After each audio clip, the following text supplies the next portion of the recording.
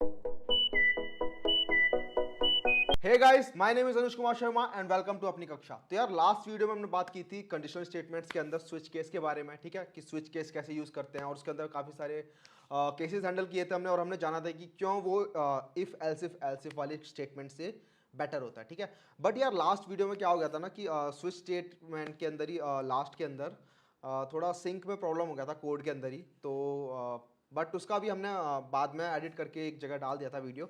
But फिर भी अगर कुछ लोगों को डाउट रह गया होगा कि अगर मल्टीपल केसेस हैंडल करने होते हैं एक स्विच के अंदर तो वो कैसे करते हैं, तो आज एक और एग्जांपल देख लेते हैं। और आज की वीडियो में बात करने वाले हैं लूप्स के बारे में, ठीक है, लूप्स के बारे में। बट उससे पहले एक स्विच का दोबारा से एक एग्जाम्पल देख लेते हैं, ठीक है। तो मैं अपने इक्लिप्स में आया और ये वो कोड है यार जो थोड़ा रह गया था, बट आज एक दूसरे एग्जांपल की बात कर लेते हैं। तो मैं इस पूरे को कमेंट कर देता हूँ, ठीक है। तो कमांड स्लैश, ठीक है, ये पूरा कमेंट हो गया। और एक प्रोग्राम बनाते हैं जिसके अंदर आपको सपोज ये है कि अगर किसी के 1 या 2 रेटिंग है तो बैड है, ठीक है। अगर 3 रेटिंग है तो एवरेज है, और अगर 4 और 5 रेटिंग है किसी की तो गुड है।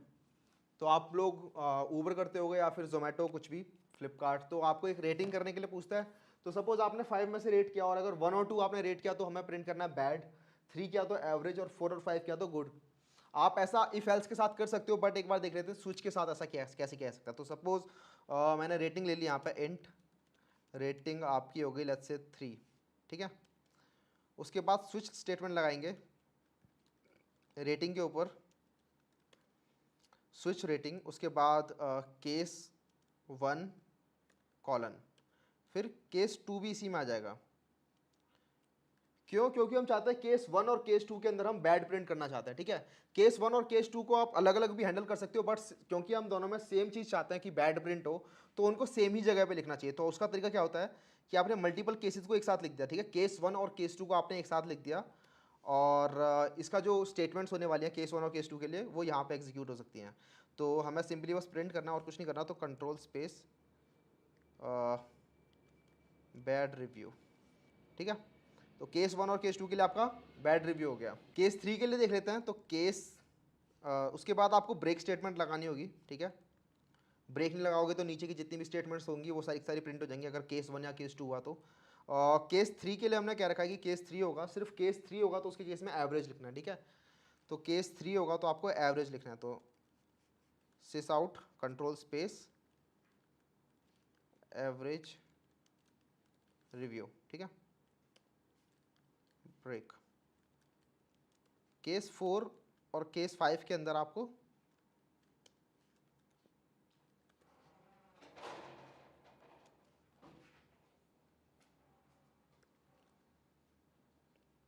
गुड रिव्यू, ठीक है, और उसके बाद ब्रेक स्टेटमेंट। तो यहाँ क्या हुआ, केस 1 और केस 2 को आपने एक साथ हैंडल कर लिया, फिर केस 3 को अलग हैंडल कर लिया, और फिर केस 4 और केस 5 को आपने अलग हैंडल कर लिया, ठीक है। तो इसे रन करके देखते हैं। तो मैंने रन किया इसे, तो यहाँ पे लिखा रहा है एवरेज रिव्यू, ठीक है, एवरेज रिव्यू, क्योंकि केस 3 यहाँ पे हुआ, केस 1 और केस 2 तो है नहीं, केस 3 हुआ तो एवरेज रिव्यू हो गया। अगर आप यहाँ पे रेटिंग को ले लेते हो 2 तो भी आपका बैड रिव्यू हो रहा है क्योंकि केस 2 के केस में बैड रिव्यू है, और अगर आप यहाँ पे 1 भी लिखते हो तो भी आपका बैड रिव्यू ही आ रहा है। तो ठीक है, अगर मल्टीपल केसेस होते हैं तो इस तरीके से आपको स्विच केस में हैंडल किया जाता है, ठीक है। तो ये हो गया आपकी स्विच केस की बात जो रह गई थी थोड़ी बहुत। अब आ जाते हैं फॉर लूप्स के अंदर, ठीक है। तो फॉर लूप्स के अंदर बात करते हैं। तो यार लूप्स सुन के ही लग रहा होगा ये वर्ड कि कोई चीज़ लूप में है, ठीक है, कोई चीज़ बार बार रिपीट हो रही है, तो उसी को लूप्स कहते हैं। प्रोग्रामिंग के अंदर आपको कुछ कोड की स्टेटमेंट्स है जो आप चाहते हो कि बार बार एग्जीक्यूट हो, आप चाहते हो कि ये लाइंस बार बार सेम काम कर रही है तो बार बार एग्जीक्यूट हो, तो उस केस में आप लूप लगा देते हो। सपोज आपको मैं कहता हूँ कि आप हेलो वर्ल्ड प्रिंट करो, ठीक है, 2 बार, तो आप क्या करोगे, 2 बार हेलो वर्ल्ड प्रिंट कर दोगे, ठीक है। अब मैं बोलूँगा आपको 10 बार हेलो वर्ल्ड प्रिंट करो, थोड़ा टाइम लगेगा लेकिन आप 10 बार भी उसे हेलो वर्ल्ड प्रिंट कर दोगे। बट अब मैं बोलता हूँ आपको 10,000 बार हेलो वर्ल्ड प्रिंट करो, ठीक है। तो आप चाहो तो आप बैठ सकते हो 1 डेढ़ घंटे और हेलो वर्ल्ड वर्ल्ड बार बार प्रिंट करते रह सकते हो, बट आप चाहो तो स्मार्ट तरीका यूज़ कर सकते हो और आप लूप यूज़ कर सकते हो। तो लूप क्या करेगा यार, आपको सिर्फ एक बार हेलो वर्ल्ड लिखना है और आपको बताना है कि कितनी बार इस स्टेटमेंट को रन करो, मतलब कितनी बार हेलो वर्ल्ड को प्रिंट करो, और वो उतनी बार ही हेलो वर्ल्ड को प्रिंट कर देगा, ठीक है। तो सिर्फ यही नहीं यार, काफ़ी सारे यूज़ होते हैं और आपके प्रोग्रामिंग के अंदर जो आपके लूप्स होते हैं वो लगभग सभी प्रोग्राम्स में आपके आ ही जाते हैं, ठीक है। तो लूप्स के बारे में यहाँ लिखा हुआ है, loops are used to execute a set of statements repeatedly until a particular condition is satisfied, ठीक है। तो काफी इंपॉर्टेंट लाइन है यार ये, इसका मतलब है loops are used to execute a set of statements repeatedly, मतलब एक सेट ऑफ स्टेटमेंट्स को आप रिपीटेडली एग्जीक्यूट कर सकते हो, मतलब बार बार एक सेट ऑफ स्टेटमेंट को आप एग्जीक्यूट कर सकते हो until a particular condition is satisfied, जब तक कि कोई कंडीशन सेटिस्फाइड नहीं होती। जैसे कि मैंने आपको पिछली बार कहा था कि 1000 बार हेलो वर्ल्ड प्रिंट करना है, तो अगर आपने लूप को चला के छोड़ दिया और उसको बताया नहीं कि आपको 1000 के बाद रुकना है, तो वो 1000 के बाद रुकेगा नहीं और वो इन्फिनेटली हेलो वर्ल्ड प्रिंट करता जाएगा करता जाएगा करता जाएगा, ठीक है। तो आप चाहते हो कि एक कंडीशन के बाद आपके लूप में से आप बाहर आ जाओ, तो वही लिखा हुआ यार यहाँ पे कि loops are used to execute a set of statements repeatedly until a particular condition is satisfied, ठीक है। तो जावा के अंदर तीन टाइप के लूप होते हैं, आपके सी प्लस में भी ये तीन टाइप के लूप होते हैं आपके, फॉर लूप, वाइल लूप और डू वाइल लूप, ठीक है। और आज की वीडियो में बात करने वाले हैं फॉर लूप के बारे में, उसके बाद हम फॉर लूप के कुछ क्वेश्चंस देखेंगे जो थोड़े काफ़ी अच्छे लेवल के क्वेश्चंस होंगे वो देखेंगे, और उसके बाद हम वाइल लूप में मूव करेंगे, ठीक है। तो फॉर लूप का आप यहाँ पे स्ट्रक्चर देख सकते हो कि फॉर लूप कैसा दिखता है। तो उसका सिंटैक्स कुछ ऐसा होता है यार, आपको लिखना होता है फॉर, ठीक है। उसके बाद पैरेंथेसिस के अंदर आपको स्टेटमेंट 1, स्टेटमेंट 2 और स्टेटमेंट 3 लिखनी होती है, ठीक है। इनके बारे में थोड़ा बाद में बात करेंगे अभी। बट स्टेटमेंट 1, स्टेटमेंट 2 और स्टेटमेंट 3 को आप सेमी कॉलन से सेपरेट करते हो, देख रहे हो यहाँ पे सेमी कॉलन, एक सेमी कॉलन ये और एक सेमी कॉलन ये, तो आपको दो सेमी कॉलन लगाने होते हैं और तीन स्टेटमेंट्स को सेपरेट करना होता है। और उसके बाद जो कर्ली ब्रेस में आप जो भी कोड लिखते हो, जितनी भी लाइंस आप लिखते हो, ये लाइंस आपकी एग्जीक्यूट होती रहती हैं। अगर आप यहाँ पे 4 लाइन लिखोगे तो वो 4 लाइनें बार बार एग्जीक्यूट होती रहेंगी जब तक कि एक पर्टिकुलर कंडीशन सेटिस्फाई नहीं हो जाती, ठीक है। तो अब जान लेते हैं ये स्टेटमेंट 1, स्टेटमेंट 2 और स्टेटमेंट 3 का क्या फंडा है। तो स्टेटमेंट 1 होती है आपकी इनिशियलाइजेशन, एग्जीक्यूटेड ओनली वंस, ठीक है। तो इनिशियलाइजेशन, तो आप चाहते हो बताना कि आप कहाँ से स्टार्ट करना चाहते हो। सपोज मैं आपको बोलता हूँ कि आपको काउंटिंग लिखनी है 1 से लेकर 100 तक, ठीक है। 1 से लेकर 100 तक आपको काउंटिंग लिखनी है, तो आप अगर मैं बोलूँगा 1 से 10 तक लिखो तो आप सपोज प्रिंट भी कर सकते हो, बट 1 से 100 तक लिखनी है तो ये तो काफ़ी ज़्यादा होगी, तो प्रिंट करना थोड़ा फिजिबल कम है, तो आप यहाँ पे लूप लगाओगे, ठीक है। तो इनिशियलाइज मतलब आप कहाँ से स्टार्ट करना चाहते हो कोई चीज़। मैंने कहा आपको 1 से 100 तक काउंटिंग लिखनी है, तो आप 1 से स्टार्ट करना चाहते हो, ठीक है, 1 से स्टार्ट करना चाहते हो। तो आप उस अपने लूप को इनिशियलाइज करोगे, उसे बताओगे कि भाई 1 से लेकर 100 तक काउंटिंग करनी है तो आपको 1 इनिशियलाइज करना है। अगर मैं बोलूँ आपको 20 से लेकर 100 तक काउंटिंग लिखनी है तो आप 20 से इनिशियलाइज करोगे अपने लूप को, ठीक है। तो ये होता है आपका इनिशियलाइजेशन स्टेटमेंट 1। स्टेटमेंट 2 होता है आपका कंडीशन, कंडीशन, और जब ये कंडीशन ट्रू होती है तभी आप लूप के अंदर एंटर करते हो। तो इसका मतलब क्या हुआ, कंडीशन आपकी लूप चलने से पहले ही एग्जीक्यूट हो जाती है।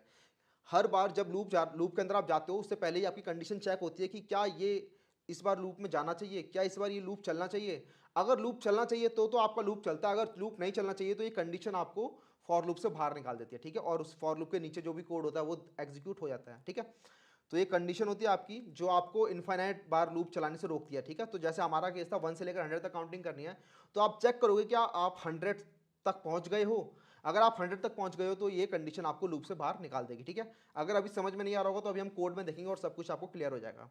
उसके बाद आती है आपकी स्टेटमेंट 3। स्टेटमेंट 3 उसे कहता है री इनिशियलाइजेशन, मतलब कि दोबारा से इनिशियलाइज करना। तो आपने स्टेटमेंट 1 में जो आपने वेरिएबल इनिशियलाइज किया था, आप चाहते हो कि वो या तो इंक्रीमेंट हो, डिक्रीमेंट हो, कितना इंक्रीमेंट होना चाहिए, 2 से इंक्रीमेंट होना चाहिए, 1 से इंक्रीमेंट होना चाहिए।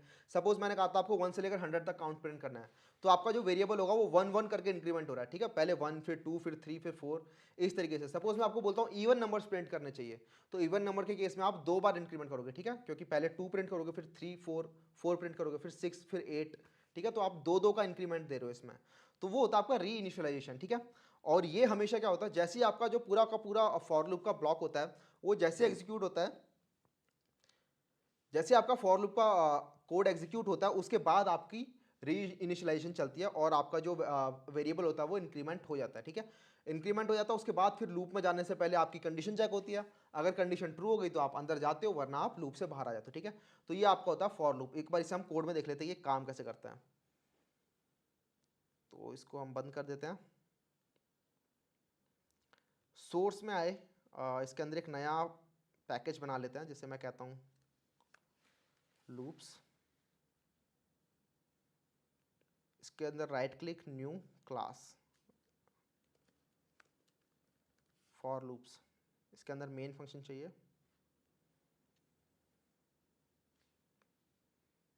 तो सपोज जो आपको पिछली बार मैं कह रहा था कि हेलो वर्ल्ड आपको प्रिंट करना है 100 टाइम्स, तो आप कैसे प्रिंट करोगे आप फॉर लूप की मदद से, वो देख लेते हैं। तो फॉर लूप का सिंटैक्स ऐसा होता है, पहले फॉर, उसके बाद आपके पैरेंथेसिस आते हैं, और ये इसमें 3 स्टेटमेंट्स आती हैं। सबसे पहली होती है आपकी इनिशियलाइजेशन। तो एक वेरिएबल ले लेता हूँ मैं, इंट आई इक्वल्स टू 0, ठीक है। तो आपका एक आई नाम का वेरिएबल हो गया, उसको आपने 0 से इनिशियलाइज कर दिया। तो आप यहाँ पे वेरिएबल नेम है ये आई, तो आप इस आई की जगह पे आप कुछ और भी ले सकते हो, ठीक है, कोई भी वेरिएबल नेम ले सकते हो, बट कन्वेंशन होता है कि आई लिया जाता है, तो हम यहाँ पे आई लेके चलते हैं। उसके बाद सेमी कॉलन, ठीक है, सेमी कॉलन आया। फिर आपका आता है कंडीशन कि ये लूप कब तक चलना चाहिए, तो हमें 100 बार प्रिंट कराना है, ठीक है। तो जब तक आई की वैल्यू लेस देन 100 है तब तक ये लूप चलना चाहिए, ठीक है। जब तक आई की वैल्यू लेस देन 100 तब तक ये लूप चले, जैसे आई की वैल्यू 100 या उससे ज़्यादा हो जाती है तभी लूप से आप बाहर आ जाओ, ठीक है। फिर आई इक्वल्स टू आई प्लस 1, ठीक है। ये आपका हो गया रीइनिशियलाइजेशन, कि आपको लूप में कितने का गैप चाहिए, कितने का इंक्रीमेंट करना चाहते हो आप। तो हम यहाँ पे 1 का इंक्रीमेंट करना चाहते हैं, क्यों? क्योंकि आप लूप को 100 बार चलाना चाहते हो, ठीक है। तो आप 0 से लेकर 99 बार चलोगे, 0 से लेकर 99, और एक एक का इंक्रीमेंट करते चलोगे, और इसके अंदर करली ब्रेस के अंदर जो भी आपकी स्टेटमेंट्स होंगी वो आपकी उतने टाइम एग्जीक्यूट हो जाएंगी। तो हम क्या चाहते हैं, हम 100 बार हेलो वर्ल्ड प्रिंट करना चाहते हैं, ठीक है। तो सिस आउट कंट्रोल स्पेस और हेलो वर्ल्ड, इसे रन करके देखते हैं। तो आपका यहाँ पे ये 100 टाइम्स हेलो वर्ल्ड प्रिंट हो चुका है, ठीक है। ये आपका हेलो वर्ल्ड 100 टाइम्स प्रिंट हो चुका है। तो यहाँ पे हुआ क्या, एक बार देख लेते हैं। तो आप फॉर लूप के अंदर आए, आपने इनिशियलाइज कर रखा है आई को 0 से, ठीक है। आपने फिर चेक किया, लूप में जाने से पहले आपने सेकंड कंडीशन जो आपकी स्टेटमेंट 2 है वो आपने चेक करी कि क्या आपकी ये कंडीशन ट्रू है। तो आपका आई जो है अभी फिलहाल 0 है, ठीक है, और 0 इज लेस देन 100, तो ये कंडीशन होगी ट्रू। तो आप लूप में चले गए, ठीक है, आपने हेलो वर्ल्ड प्रिंट कर दिया। हेलो वर्ल्ड प्रिंट कर दिया, उसके बाद आप यहाँ गए थर्ड स्टेटमेंट के अंदर, क्योंकि यहाँ पे तो ये आपका ये लूप की स्टेटमेंट्स खत्म हो गई। तो आप अब थर्ड स्टेटमेंट में गए जहाँ पे लिखा है i equals to I plus 1। इसमें क्या किया आपने, आई को री इनिशियलाइज कर दिया। पहले आई की वैल्यू 0 थी, अब आई की वैल्यू 1 हो चुकी है, ठीक है। आई की वैल्यू 1 हो गई अब फिर कंडीशन चेक होगी, क्या 1 लेस देन 100 है? हाँ 1 लेस देन 100 है, ठीक है। तो ये कंडीशन फिर से ट्रू हो गई, ये कंडीशन फिर से ट्रू हो गई, आप फिर से लूप में आ गए, आपने दोबारा से हेलो वर्ल्ड प्रिंट कर दिया, ठीक है। उसके बाद फिर आपने आई को एक और प्लस कर दिया, तो अब आई की वैल्यू अब 2 हो चुकी है, ठीक है। तो 2 इज लेस देन 100। ये सिलसिला चलता रहेगा जब तक कि आई की वैल्यू 99 नहीं होती। जैसे ही आपकी आई की वैल्यू 99 होती है तो 99 इज लेस देन 100, तो आपने फिर से हेलो वर्ल्ड प्रिंट कर दिया, ठीक है। हेलो वर्ल्ड प्रिंट कर दिया, उसके बाद फिर आपने आई को फिर से री इनिशियलाइज कर दिया। अब आपने आई को कर दिया आई इक्वल्स टू आई प्लस 1, मतलब 99 प्लस 1। अब आई की वैल्यू हो चुकी है 100, ठीक है, आई की वैल्यू हो चुकी है 100। और फिर आपने कंडीशन चेक करी कि 100 इज लेस देन 100, नहीं 100 इज नॉट लेस देन 100, ठीक है। तो ये कंडीशन आपकी हो गई फॉल्स। तो जैसे ये कंडीशन आपकी फॉल्स हो गई, वैसे आप लूप से बाहर आ गए और आपने यहाँ पे 100 टाइम्स हेलो वर्ल्ड प्रिंट कर दिया। एक बार यहाँ पे हेलो वर्ल्ड के साथ हम इस आई को भी प्रिंट कर लेते हैं, ठीक है। तो बताया था मैंने आपको लास्ट में भी कि स्ट्रिंग के साथ अगर आपको किसी वेरिएबल को प्रिंट करना होता है तो आप ऐसे प्लस लगा के उस वेरिएबल का नाम लिख देते हो और ये प्रिंट हो जाता है, ठीक है। तो एक बार हेलो वर्ल्ड के साथ इस आई को प्रिंट करते हैं, ठीक है, ये वाला जो आई वेरिएबल है। तो ये देख रहे हो हेलो वर्ल्ड 99, ये 0 से लेकर चला आपका 0 1 2 3 4 18, मतलब 60 70 80 90, और 99 पे आपके आके रुक गया। तो यहाँ पे वही हुआ जो मैंने बताया था आपको कि आई की वैल्यू 99 तक जाती है, उसके बाद जैसे आई की वैल्यू 100 होती है वैसे आप लूप में से बाहर आ जाते हो और आपका लूप यहाँ पे खत्म हो जाता है, ठीक है। तो सपोज आप चाहते हो 0 से लेकर 100 तक के बीच में इवन नंबर जो होते हैं वो प्रिंट कराना चाहते हो आप, ठीक है। तो उसके लिए आप क्या करोगे, फॉर लूप दोबारा से लिखोगे, int i equals to 0, i less than equals to 100, ठीक है। तो ये लूप कब तक चलेगा, जब तक आई की वैल्यू 100 या उससे छोटी है, ठीक है। तो 100 के लिए भी ये लूप आपका चलेगा, आई इक्वल्स टू आई प्लस 2, ठीक है। तो इस बार आपने क्या किया, आई के अंदर 1 का इंक्रीमेंट नहीं दिया आपने, आई के अंदर 2 का इंक्रीमेंट दिया। तो इससे क्या होगा, आई जो होगा वो आपका 2 करके इंक्रीमेंट होगा, ठीक है। वो देखते हैं वो कैसे 2 करके इंक्रीमेंट हो रहा है। तो अगर मैं यहाँ पे प्रिंट करता हूँ आई को, ठीक है, ये आई हम यहाँ प्रिंट कर रहे हैं, तो पहली बार तो आई होगा 0, उसके बाद यहाँ पे 0 प्रिंट हो जाएगा। अब क्या होगा, आई हो जाएगा 0 प्लस 2 मतलब 2। अब आई की वैल्यू होगी 2, अब आई की वैल्यू 1 नहीं हुई, अब आई की वैल्यू 2 हो चुकी है, ठीक है। और 2 is also less than equal to 100, तो यहाँ पे 2 प्रिंट होगा। अगली बार आई की वैल्यू हो जाएगी 2 प्लस 2 मतलब 4, तो अब आपका 4 प्रिंट हो जाएगा, फिर उसके बाद 6, फिर 8। तो ऐसे करते करते आपके 100 तक के बीच में जितने भी इवन नंबर्स होंगे वो आपके यहाँ प्रिंट हो जाएंगे। ठीक है, इसे रन करके देखते हैं। तो मैंने यहाँ रन किया इसे, तो 0 2 4 6 8 10 12 देख रहे हो आप 100 तक। तो इसमें सारे जितने भी इवन नंबर्स थे 0 से लेकर 100 तक के बीच में वो सारे प्रिंट कर दिए हैं। अब सपोज आप चाहते हो कि 1 से लेकर 100 तक या फिर 1 से लेकर किसी भी n नंबर तक आप चाहते हो कि उन नंबर्स का सम निकालना चाहते हो। ठीक है, तो बेसिकली आपने 10th में किया भी होगा, 9 10th में, कि आपकी अरिथमेटिक प्रोग्रेशन होती है 1 + 2 + 3 प्लस अप टू n। ठीक है, ये n कुछ भी हो सकता है, कोई भी पॉजिटिव इंटीजर हो सकता है। तो इसका आप सम निकालना चाहते हो, तो आपने फॉर्मूला भी देखा होगा इसका वैसे, कि n इंटू में n+1/2 होता है। तो आप चाहो तो ये फॉर्मूले से डायरेक्ट निकाल सकते हो, बट अगर हम फॉर लूप से निकालना चाहें किसी का सम तो कैसे निकालते हैं, ठीक है, वो देख लेते हैं एक बार। तो हम एक वेरिएबल बना लेते हैं सम, जिसको इनिशियलाइज कर देते हैं 0 से। ठीक है, तो इसके अंदर सम स्टोर होगा आपका। फिर आप फॉर लूप स्टार्ट करते हो इंट i इक्वल्स टू 1 से। ठीक है, तो इस बार आप 1 से स्टार्ट करोगे। ठीक है, क्योंकि आपको 1 से लेकर n तक का सम चाहिए। ठीक है, तो एक n भी बना ही लेते हैं, एक n नाम का वेरिएबल। ठीक है, इसके अंदर फिलहाल के लिए n की वैल्यू डाल देते हैं 5। ठीक है, तो 1 से लेकर 5 तक के जो आपके सम होंगे 1 + 2 + 3 + 4 + 5, जिसकी वैल्यू होती है 15, वो देखते हैं कि आपका ये कैसे निकाल पाता है। ठीक है, तो i 1 से स्टार्ट होगा, i <= n और i ++। तो ये आपका जो लूप होगा वो 1 से लेकर n तक चलेगा। ठीक है, और हर बार आपको क्या करना है, जो ये i है उसको आपको सम के अंदर ऐड करते जाना है। ठीक है, तो सम = सम प्लस i। ठीक है, और जो रिजल्ट होगा वो आप यहाँ पे प्रिंट कर सकते हो, सम। ठीक है, इसको एक बार रन करके देखते हैं। तो यहाँ पे आपका 15 प्रिंट हो गया जब n की वैल्यू 5 है। तो यहाँ पे हो क्या रहा है, जरा ये देख लेते हैं। तो आपने दो वेरिएबल बनाए, एक हो गया आपका सम जिसके अंदर आप सम स्टोर करते जा रहे हो, और एक आपका i जो आपका इंक्रीमेंट होते जा रहा है। पहले वो 1 था, फिर 2, फिर 3 + 4, फिर उसके बाद ये 5 तक चला है, लेकिन आप इसे कितनी बार भी चला सकते हो। ठीक है, तो आपने एक सम बनाया जिसके अंदर आपने डाल दिया फिलहाल के लिए 0। ठीक है, अब जो आपका i है वो पहले था 1। ठीक है, तो आपका सम आपने लिखा सम = सम प्लस i। तो सम तो है 0 इनिशियली और i है 1। ठीक है, तो सम क्या हो गया, 0 + 1 मतलब कि 1। तो अब सम के अंदर 1 चला गया है। ठीक है, अब उसके बाद आपने दोबारा लूप चलाया और इस बार आपने लिखा सम = सम प्लस i। तो अब i आपका 1 नहीं है, अब आपका i जो है वो 2 हो चुका है। ठीक है, अब आपका i जो है वो इंक्रीमेंट हो चुका है, और सम के अंदर आपकी अब 1 वैल्यू आ चुकी है। ठीक है, सम के अंदर 1 वैल्यू आ चुकी है। तो सम = सम प्लस i। तो सम आपका हो चुका है 1 प्लस i हो चुका है आपका 2। तो 1 + 2 हो गया 3। ठीक है, तो अब आपका सम हो गया 3। तो सम हो गया आपका 3, और i आपका एक बार और इंक्रीमेंट हो गया, i भी आपका हो गया 3। 2 से 3 हो गया आपका i। फिर आपने दोबारा से ये लूप चलाया सम = सम प्लस i। तो 3 + 3, 3 + 3, ये हो गया आपका 6। ठीक है, तो ये हो गया आपका 6। ऐसे ही आपने 4 के लिए चलाया, अब ये आपका i जो हो गया वो हो गया 4, और सम हो गया आपका 6। i आपका पहले 3 था, अब आपका i 4 हो चुका है। तो आपका सम हो जाएगा, सम मतलब 6 + i मतलब 4, ये आपका हो गया 10। ठीक है, उसके बाद अब आपका सम हो चुका है 10,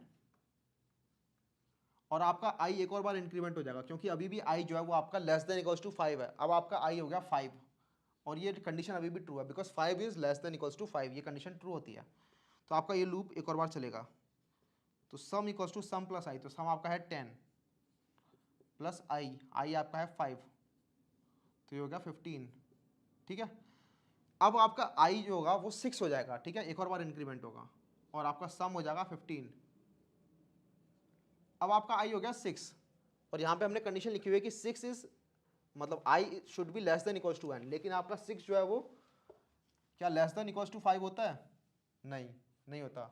तो आपका यहाँ से कंडीशन फॉल्स हो जाएगी और आप लूप से बाहर हो जाओगे, और आपके सम के अंदर 15 स्टोर हो जाएगा। ठीक है, और आपने वही किया, यहाँ पे आपने सम जो है 15 यहाँ पे प्रिंट करा लिया। अब सपोज आप चाहते हो फर्स्ट 5 नंबर्स का सम नहीं चाहते आप, सपोज आप चाहते हो फर्स्ट 50 नंबर्स का सम। ठीक है, तो फर्स्ट 50 नंबर्स के सम के लिए आपको कुछ नहीं करना, बस n की जगह आपको 50 रख देना है यहाँ पे, और उसको दोबारा रन करते हैं। तो ये रन हुआ और यहाँ पे प्रिंट हो गया 1275, ठीक है। तो ये फर्स्ट 50 नंबर्स का सम हो गया। ऐसे आप चाहो तो फर्स्ट 500 नंबर्स का सम निकाल सकते हो, ठीक है। बस यहाँ पे आपको n की जगह 500 रखना है और ये फर्स्ट 500 नंबर्स का सम हो गया, ठीक है। तो इस तरीके से आप फॉर लूप का यूज़ करके फर्स्ट n नंबर्स तक का सम निकाल सकते हो। तो यार ये तो वो वाली लूप हो गई जिसके अंदर आप हमेशा इंक्रीमेंट कर रहे हो आई को, ठीक है। आई को आप कभी 1 से इंक्रीमेंट कर रहे हो, कभी 2 से इंक्रीमेंट कर रहे हो, आप इसमें आई को इंक्रीमेंट ही कर रहे हो। लेकिन कई बार होता है आप आई को डिक्रीमेंट भी करना चाहते हो। सपोज आप चाहते हो 100 से लेकर 1 तक रिवर्स काउंटिंग लिखना, तो उस केस में आप क्या करोगे यार, आप आई की वैल्यू 100 से स्टार्ट करोगे, ठीक है। आप इनिशियलाइज 100 से करोगे और लूप को कब तक चलाओगे, जब तक आई की वैल्यू 1 से बड़ी है, ठीक है। जैसे ही आपकी आई की वैल्यू 1 से छोटी हो जाती है, आप लूप से बाहर निकलना चाहते हो और हर बार आप क्या करोगे, आई को एक एक करके डिक्रीमेंट करते रहोगे, ठीक है। आपकी आई की वैल्यू पहले 100 होगी, फिर एक बार डिक्रीमेंट करोगे, अब 99 हो जाएगी, फिर 98 हो जाएगी, और कब तक चलेगा, जब तक कि आपकी आई की वैल्यू 1 या उससे ज़्यादा बड़ी है। जैसे आपकी आई की वैल्यू 1 से छोटी होती है, जैसे 0 होती है, वैसे ही आप लूप से बाहर निकलना चाहते हो। तो एक बार देख लेते हैं आप कैसे करोगे। तो आपको 100 से लेकर 1 तक रिवर्स काउंटिंग लिखनी है। तो आप क्या करोगे, आप इंट आई इक्वल्स टू 100, तो आप 100 से स्टार्ट करोगे आई को, और कब तक चलाओगे, जब तक आई की वैल्यू ग्रेटर देन 0 है, ठीक है। जब तक आई की वैल्यू ग्रेटर देन 0 है। उसके बाद आई इक्वल्स टू आई माइनस 1। आप या तो ये लिख सकते हो आई इक्वल्स टू आई माइनस 1, या फिर आपको एक शॉर्ट हैंड तरीका भी बताया था मैंने कि आई इक्वल्स टू आई माइनस 1 को आप आई माइनस माइनस भी लिख सकते हो, ठीक है। तो ये भी चलेगा आपका।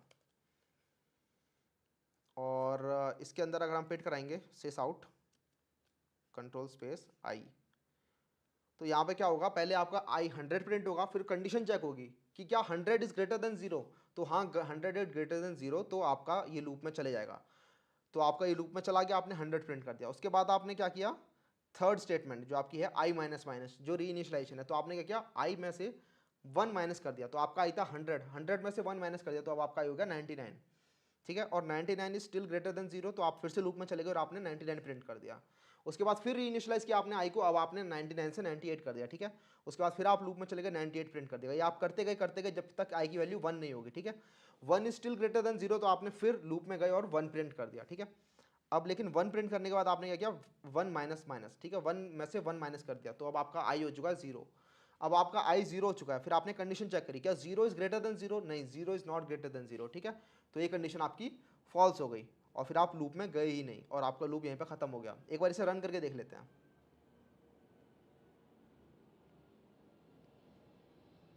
तो जब इसे रन किया यार मैंने, तो आप यहाँ पे देख सकते हो ये 100 से स्टार्ट हुआ, ठीक है। 100 99 98 अप टू 1, ठीक है। तो जैसे बताया था वैसे यहाँ पे रिवर्स काउंटिंग हो रही है।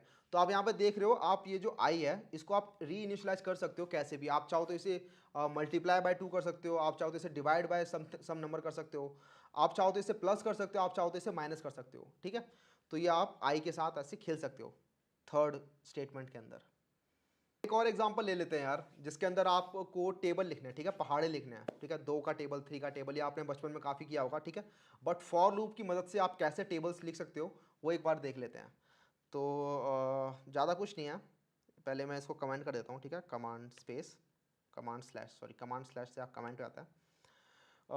तो सबसे पहले एक वेरिएबल बना देते हैं जिसका नाम होगा इंट टेबल ऑफ, ठीक है। इसको इनिशियलाइज कर देते हैं 4 से, ठीक है। तो टेबल ऑफ मतलब किसका टेबल लिखना है, 4 का टेबल लिखना है, तो टेबल ऑफ 4 हो गया आपका, ठीक है। उसके बाद फॉर लूप चलेगा आपका 1 से लेकर 10 तक, क्योंकि आपको याद होगा टेबल कैसे लिखते हैं, 4 1 4, 4 2 8, ठीक है, अप टिल 4 10 14, ठीक है। तो 1 से लेकर 10 तक आप चलाते हो इस लूप को, तो हम भी इस लूप को 1 से लेकर 10 तक चलाएंगे, ठीक है। तो 4 इंट आई इक्वल्स टू 1, ठीक है, क्योंकि इनिशियलाइज 1 से करना पड़ेगा। और कब तक चलेगा, जब तक आई की वैल्यू 10 या उससे छोटी है, ठीक है। तो कंडीशन होगी आई लेस देन इक्वल्स टू 10, ठीक है।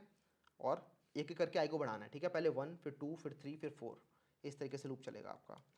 और आप प्रिंट करोगे cout table of multiply by i, ठीक है। आपका टेबल आप कैसे लिखते हो, तो टेबल लिखने के लिए यार आप क्या करते हो, सबसे पहले जिसका टेबल लिखना है आपने वो एक वेरिएबल बना ही लिया, ठीक है, टेबल ऑफ।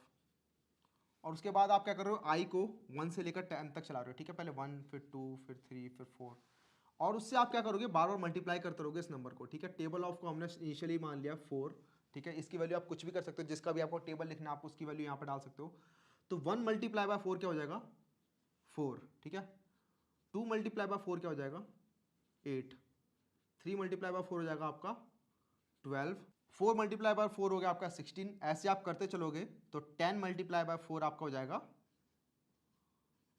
40। ठीक है, तो आपने आई को 1 से लेकर 10 तक चलाया और टेबल ऑफ आपका एक वेरिएबल है जो आपका 4 है हमेशा, क्योंकि आपको 4 का टेबल लिखना है। तो आपने 4 को 1 से मल्टीप्लाई किया 4, फिर 4 को 2 से मल्टीप्लाई किया तो 8, ऐसे आपने 4 को 10 से मल्टीप्लाई किया तो 40। तो इस तरीके से आपका लॉजिक चलेगा और आपका यहाँ पे 4 का टेबल प्रिंट हो जाना चाहिए। ठीक है, एक बार इसे रन करके देखते हैं। पहले यहाँ पर लिख लेते हैं। तो हमें यहाँ पर लिखना है टेबल ऑफ मतलब 4 मल्टीप्लाई बाय आई। ठीक है, इसको रन करते हैं।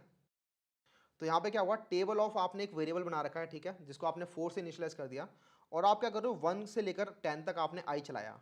तो आपने पहली बार में प्रिंट किया टेबल ऑफ मल्टीप्लाई बाय आई। तो टेबल ऑफ आपका है 4, मतलब 4 का टेबल मल्टीप्लाई बाय आई। तो आपका आई है इस टाइम पे 1, तो 4 मल्टीप्लाई बाय 1 क्या हो गया 4। ठीक है, तो ये हो गया 4 मल्टीप्लाई बाय 4 आपका 1। ठीक है, उसके बाद आई आपका इंक्रीमेंट हो गया, अब आपका आई हो चुका है 2। ठीक है, फिर 2 हो गया आपका आई, लेकिन टेबल ऑफ अभी भी 4 ही है। ठीक है, तो 4 से आपने 2 को मल्टीप्लाई किया तो आपका हो गया ये 8। ठीक है, ऐसे ही आपका वाई 3 हो चुका है, 3 से आप 4 को मल्टीप्लाई करोगे 12, 16 अप टिल 40। ठीक है, तो आप यहाँ से 4 का टेबल लिख सकते हो।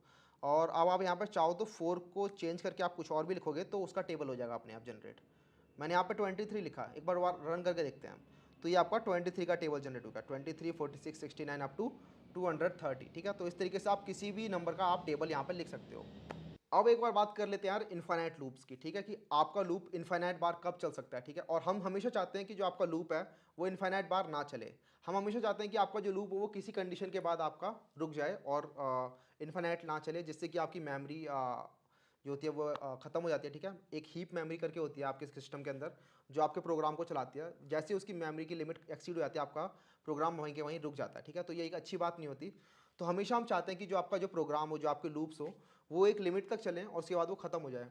सिर्फ कुछ ही स्टेटमेंट्स होते हैं, काफ़ी रेयर केसेस होते हैं जिसके अंदर आप चाहते हो कि जो आपका जो लूप है वो इन्फिनेटली चलता रहे। बट वो केसेस जो होते हैं वो अभी आप यहाँ पे डिस्कस नहीं कर रहे। तो हम देख लेते हैं कि आप कैसे इनफाइनाइट कंडीशंस आती हैं और आप कैसे उन इनफाइनाइट कंडीशन से बच सकते हो। आप तो सपोज़ आपका ये लूप हो गया जो मैंने आपको 0 से चलाया, लेस देन 10 भी किया मैंने यहाँ पे कि ये 10 बार चलेगा, लेकिन मैंने यहाँ पे जो कंडीशन है थर्ड कंडीशन लिखना भूल गया। ठीक है, तो थर्ड स्टेटमेंट मैंने यहाँ पे लिखी ही नहीं, मैंने यहाँ पे सेमीकोलन लगाया बट थर्ड स्टेटमेंट नहीं लिखी। ठीक है, मैं भूल गया और यहाँ पे मैंने प्रिंट कर दिया आई। तो मैंने यहाँ पे आई प्रिंट कर दिया। अब इसे एक बार रन करके देखते हैं क्या होता है। तो मैंने रन किया तो यहाँ पे आप देख रहे होगे ये 0 प्रिंट हो जा रहा है। ठीक है, और ये 0 प्रिंट होता ही रहेगा जब तक कि सिस्टम की मेमोरी यहाँ पे हीप मेमोरी जो है वो फुल नहीं हो जाती। तो इसको रोक देते हैं। तो इसको रोकने का क्या तरीका, यहाँ पे एक रेड बटन दिख रहा होगा। ठीक है, इसका नाम है टर्मिनेट। इस पर क्लिक करोगे तो आपका ये प्रोग्राम जो होगा यहाँ पे टर्मिनेट हो जाएगा। तो ये प्रोग्राम आपका इंडेफिनेटली चलता रहता। ठीक है, इन्फिनिट लूप हो जाता। और ये क्यों हो रहा है यहाँ पे, तो हमने थर्ड कंडीशन यहाँ पे लिखी ही नहीं। थर्ड कंडीशन का काम था री इनिशलाइज करना, आई को री इनिशलाइज करना। ठीक है, और आई आपका री इनिशलाइज हो ही नहीं रहा। आपका आई जो 0 था वही आपका आई रह जा रहा है। ठीक है, आपका आई ना तो +1 हो रहा, ना -1 हो रहा, ना मल्टीप्लाई बाय 2, मतलब आपका आई अभी भी 0 ही है। आपका आई चेंज ही नहीं हो रहा। और हर बार क्या हो रहा है, आपका ये चेक हो रही है कंडीशन, क्या आई लेस देन 10 है, तो 0 तो ऑलवेज लेस देन 10 होने वाला है, तो ये लूप में चला जा रहा है। ठीक है, तो आपने यहाँ पे प्रिंट कर दिया आई। फिर आप दोबारा गए लूप के अंदर, फिर आपने दोबारा चेक किया कि 0 लेस देन 10 है, क्योंकि आप तो 0 को बढ़ा ही नहीं रहे आगे, तो 0 स्टिल लेस देन 10, तो ये फिर से लूप में चला गया। और यहाँ पे जो आपका आई है वो हमेशा के लिए 0 रह गया और कभी भी 10 से बड़ा हुआ ही नहीं, और आपका जो लूप है वो हमेशा इन्फिनेटली चलता ही गया। ठीक है, सपोज आप गलत कंडीशन भी लिख देते हो। कई बार होता है कि कंडीशन आपने गलत लिख दी। ठीक है, जो स्टेटमेंट 3 है वो आपने गलत लिख दी, तो जिससे कि आपकी जो ये मिडल वाली कंडीशन है ये कभी मीट ही नहीं हो पाई। तो सपोज मैंने आई प्लस प्लस की जगह यहाँ पे लिख दिया आई माइनस माइनस। ठीक है, आई माइनस माइनस लिख दिया, तो इससे क्या होने वाला है, पहले आपका आई 0 था, सेकेंड बार में आपका आई 0 -1 मतलब -1 हो जाएगा।